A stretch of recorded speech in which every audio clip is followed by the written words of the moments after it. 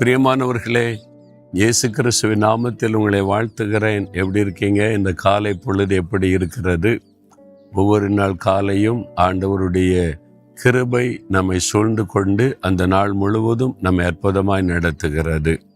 அதுவும் இயேசுவோடு கூட நடக்க ஆரம்பிச்சிட்டா அவர் கரம் பிடித்து அழகாய் நம்மை நடத்துகிறார்.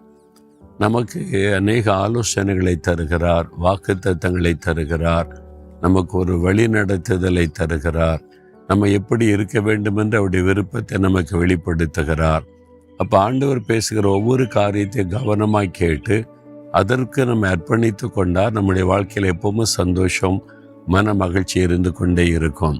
சரி, இந்த நாளில் ஆண்டவர் என்ன வார்த்தை சொல்லுகிறார் என்பதாக நம்ம பார்க்கலாமா? மத்தேயு 5:14 இயேசு சொல்லுகிறார், நீங்கள் உலகத்துக்கு வெளிச்சமாய் இருக்கிறீர்கள். உங்களை பார்த்து என்னை பார்த்து தான் ஆண்டு சொல்றார், என் பிள்ளைகளே, நீங்கள் உலகத்துக்கு வெளிச்சமாக இருக்கிறீங்க. உலகம் என்றால் நம்மை சுற்றி இருக்கிற மக்கள், நம்ம வசிக்கிற இடத்துல, வேலை செய்கிற இடத்துல, அல்லது படிக்கிற இடத்துல, பிஸ்னஸ் செய்கிற இடத்துல, நம்ம இருக்கிற பகுதியில் மக்களுக்கு வெளிச்சமாக இருக்கணுமா? உலகத்துக்கு வெளிச்சம். அதாவது காலை பொழுது சூரியன் உதயமாகி வரும்போது பார்த்தீங்களா, அப்போவே ஒரு பெரிய சந்தோஷமான காரியம் காணப்படும்.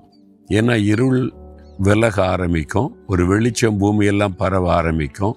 அது ஒரு மன ரம்யமாக ரொம்ப அழகாக இருக்கும். இல்லை, வெளிச்சம் வர வர வர ஒரு சந்தோஷம். இருள் வரும் பொழுது நம்ம அறியாத ஒரு பயமும் கலக்கமும் அநேகருடைய உள்ளத்தை சூழ்ந்து கொள்ளும். அதனால தான் நம்ம அவங்கவுங்க வீடுகளில் போய் நம்ம தங்கி கொள்ளுகிறோம்.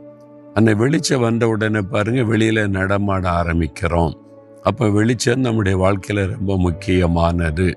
இந்த உலகத்தில் பலவிதமான இருள் இருக்கிறது. பாவ இருள், சாப இருள், வியாதி என்கிற இருள், பிசாசாகிய இருள். இதிலெல்லாம் பாதிக்கப்பட்ட மக்கள் நிறைய பேர் இருக்கிறாங்க. அவனுடைய உள்ளம் இருளினாலே பாதிக்கப்பட்டதுனால எதிர்காலத்துக்கு நம்பிக்கை இல்லாமல் பயத்தில் கலக்கத்தில் வாழுகிற நிறைய பேர் இருக்கிறாங்க. அதுக்கு தான் ஆண்டு சொல்கிறாரு, என் பிள்ளைகளாகிய நீங்கள் பூமி வெளிச்சமாக இருக்கிறீங்க. உங்கள் வெளிச்சத்தின் மூலமாக அவங்களுடைய வாழ்க்கையில் இருக்கிற இருள் நீங்க முடியும். நீங்கள் வெளிச்சமாக இருக்கணும் அப்படின்னு ஆண்டு சொல்லுகிறார். அது எப்படிங்க வெளிச்சமாக இருக்கிறதுன்னா அப்படின்னு சொல்லி கேட்டிங்கன்னா, எனக்கு ஒரு சகோதரர் சொன்ன சாட்சி ஒரு சமயம் ஆச்சரியமாக இருந்தது. நான் போன சபையில் ஒரு வாலிப தம்பி எழும்பி நின்று எல்லாருக்கும் மத்தியில் சாட்சி சொன்னார். நான் அவர் சாட்சி சொல்லன்னு கேட்டுக்கொண்டு என்னன்னு கேட்டால் அவர் சொன்னார், நான் கிறிஸ்தவர் அல்லாத குடும்பத்தை சார்ந்தவன், அதில் கடவுள் நம்பிக்கை எனக்கு கிடையாது. கடவுள்னா ஒருத்தர் கிடையாதுயா அப்படிலாம் சொல்லி கொண்டு இருந்தேன். ஆனால் நான் படித்து முடிச்சுட்டு வேலை இல்லை, எதிர்காலத்துக்கு ஒருத்த நம்பிக்கை இல்லை, ஒரு இருள் என் வாழ்க்கையை சூழ்ந்து இருந்தது.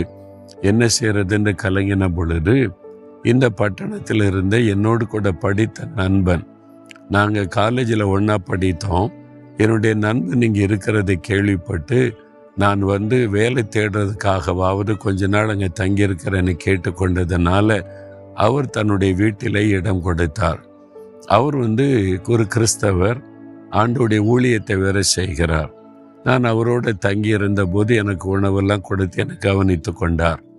நான் கடவுள் நம்பிக்கை இல்லாதவன். அவர் என்கிட்ட இயேசு பற்றி பேசவே இல்லை. ஆனால் எனக்கு ரொம்ப அன்பு காட்டினார், எனக்கு உதவி செய்தார். அவருடைய வாழ்க்கையை நான் கவனித்தேன். அவர் வேதம் வாசிப்பார், ஜெபம் பண்ணுவார், அன்பாக இருப்பார். அவருடைய வாழ்க்கையில் உள்ள பரிசுத்தம், அந்த அன்பு, அந்த தாழ்மை, அந்த கனிவு, இப்படிலாம் ஒரு வாலிப பையனால் இருக்க முடியுமா அப்படிலாம் நான் யோசிக்க ஆரம்பித்தேன். எப்படி இவரால் இப்படி இருக்க முடிகிறது? அப்போ தான் நான் நினைத்தேன், இவர் கூட இருக்கிற இயேசு, அவர் மூலமாக தான் இவர் இப்படிப்பட்ட ஒரு ஆசீர்வாதமான ஒரு வாழ்க்கை வாழுகிறார் என்பதை அறிந்து கொண்டேன்.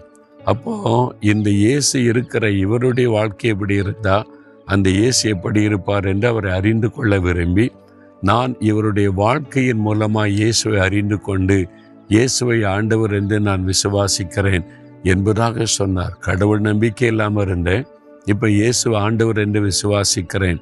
எப்படி ஒரு வாலிபனுடைய வாழ்க்கை பிரகாசித்தது, அவர் வெளிச்சமாக இருந்தார். அதனால் இந்த இருளான வாழ்க்கையில் இருந்த இந்த வாலிபனுடைய வாழ்க்கையில் ஒரு வெளிச்சம் வந்தது. அதன் மூலமாக இயேசுவை அறிந்து கொண்டார். இதைத்தான் ஆண்டவர் விரும்புகிறார். நீங்கள் வேலை செய்கிற இடத்துல உங்களுடைய வாழ்க்கை பேசணும். நீங்கள் வசிக்கிற இடத்துல உங்களுடைய வாழ்க்கை மூலமாக மற்றவங்க இயேசுவை பார்க்கணும். உங்களுடைய வெளிச்சம் பிரகாசிக்கணும்.